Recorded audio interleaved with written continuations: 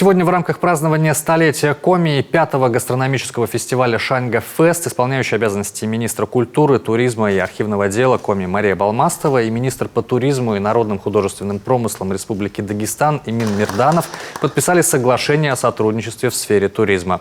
Документ является продолжением того соглашения, которое было подписано главами республик на Петербургском международном экономическом форуме в Санкт-Петербурге.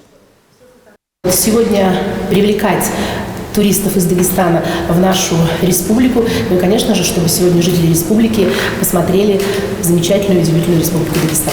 Мы уже успели обсудить ряд перспективных направлений, мер, которые мы в дальнейшем предпримем для развития взаимного турпотока из республик.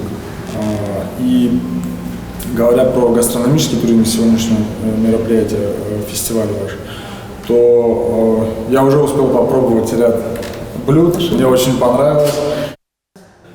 По словам Эмина Мирданова, первым шагом в сотрудничестве станет организация инфотуров для предпринимателей двух республик. Поможет дагестанская диаспора, а культурное сотрудничество республик существует не первый год. Сегодня шеф-повара из Дагестана готовят фирменные блюда на фестивале «Шаньга Фест». Наш ансамбль «Асьякы» и труппа драмтеатра выступали в Дагестане. Мы же принимали прославленный ансамбль «Лезгинка» и театр Махачкалы. Очевидно, сотрудничество Коми и Дагестана в культурной и других сферах будет только развиваться.